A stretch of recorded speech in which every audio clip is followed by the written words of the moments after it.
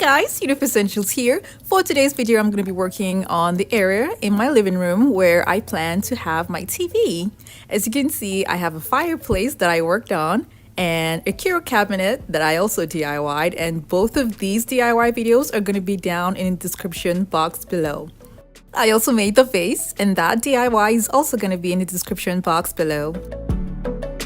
I started by using masking tape to give me an idea on where the TV is going to be and how the design that I'm making is going to be around it. But first, I'm going to have to do something to my fireplace so that it doesn't look bare and alone. So what I did was to add wood on top and by the sides.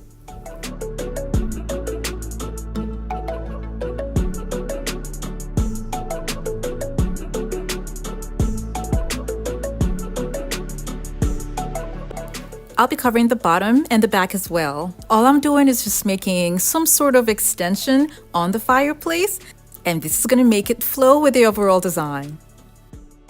I got more wood, and this one has been cut in such a way that I can cut out just this portion here for the switch. I painted the inside white because I'm trying to make sure that I don't spend too much money here. I'm going to measure out where exactly I want the design to be. So I'm using masking tape to cover up where I won't be needing. Now, when I was done with that, I took it out and I spray painted it silver. And then I'm going to be covering it with Mod Podge and using crushed mirror glass on it.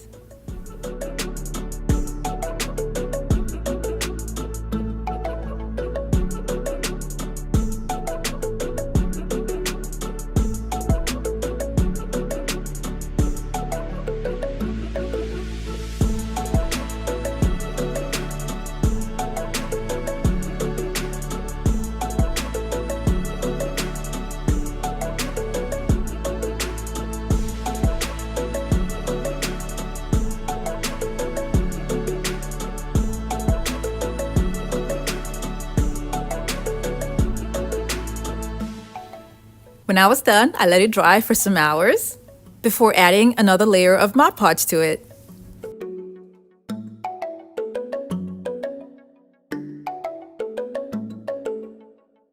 It is not as rough anymore because of the extra Mod Podge layer that I applied on it. Now, those white patches that you see here indicate areas that are not fully dry. So after some hours, they're gonna go away. When I was done, I brought it in and I glued on mirrors to the open sides. I covered the rough edges with mirror mosaic tiles.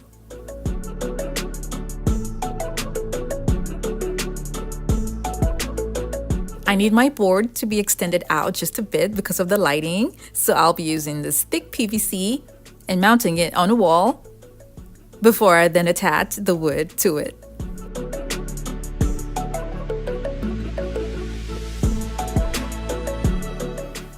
At the bottom of the mirrors that I had glued to the board, I used faux mirrors there because of the shelvings that I'll be attaching to the board later.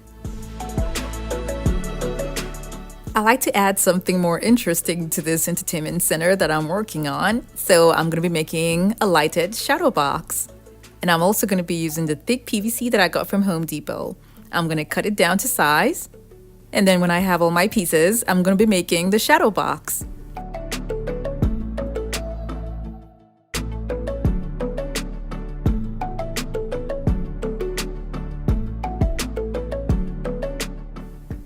I didn't want to use glass for this because of where I'm going to be putting it. So instead of glass, I'll be using this poster frame that I got from Michael's, and it was on sale for $15. I was really excited about that because these are usually expensive. So I took everything all out and removed the acrylic sheet that's inside, and I cut it to size. And the pieces is what I'm going to be using for my shadow box, and I'll be making 2 shadow boxes.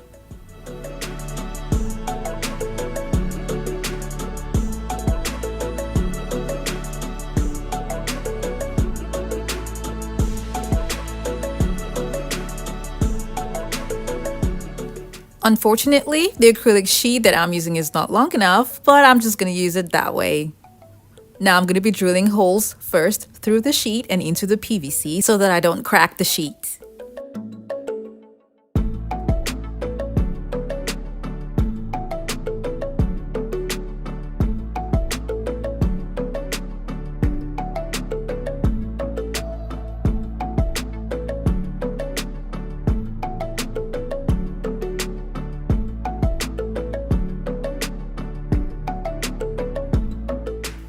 I'm leaving the back because this is going to be mounted like a photo frame.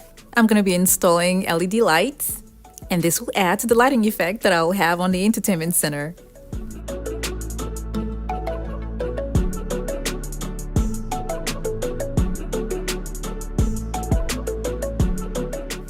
Every once in a while, I prefer to add tape to hold down the LED strips, just to make sure that they don't sag over time.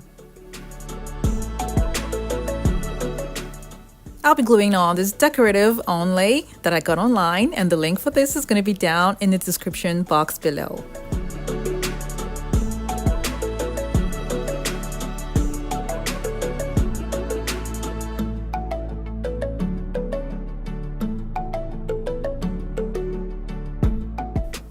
The LED lighting that I installed uses a remote to make it easy to turn the lights on and off. I kept that aside, and then I used plastic corrugated board to attach a wallpaper that I got to it. I joined them previously before attaching the wallpaper to make it easy for me to just cut it as a whole piece when I'm done, rather than doing two.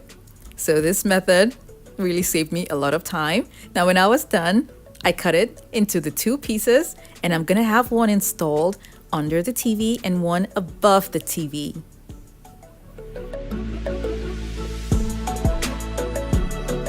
I'll be using tack nails to attach them to the wall, and then these are going to be the backgrounds for the shadow boxes. These are going to be the backgrounds for the shadow boxes. I mounted the shadow boxes like I'm mounting a photo frame to make it easy for me to take it out when I need to have access to the TV wire. Another good thing I like about this is that it hides the wires at the back. The remaining wall is going to be covered with wallpaper. Because I live in a rental, I'll have to use boards and cut them to size, attach them together before covering them up with the wallpaper. And then after that, I'll be attaching it to the wall with tack nails.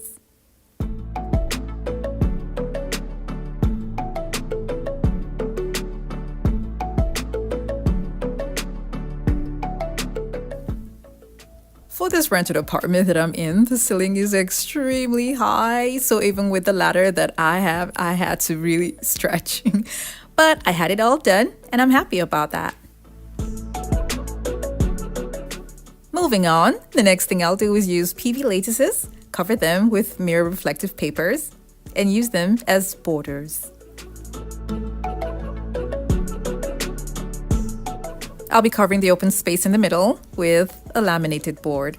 It's also called a marker board. Now these are the shelves that I'll be using, and the link for all these shelves are going to be down in the description box below. When I was done, I cleaned up all the mirrors and then took another really long LED strip and attached it to the back of the board. The opening for the switch was rough, so I covered it up neatly. It's time for the fun part, adding the accessories.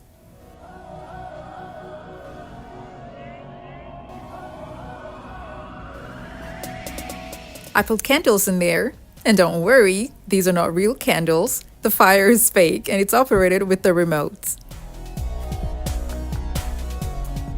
I added some plants to my design. Here are some more interesting pieces that I got from the store. This is going to be up here, reflecting from the mirror. The provision besides the fireplace will be with vases, and I put lights under there.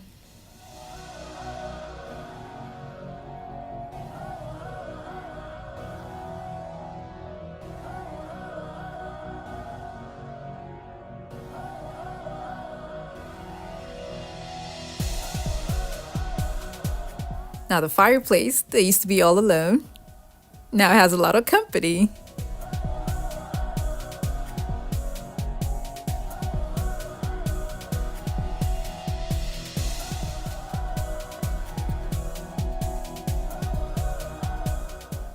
This was such an interesting project for me, and I hope you all enjoy this video. Now don't forget to like it and share it with your friends and families as well.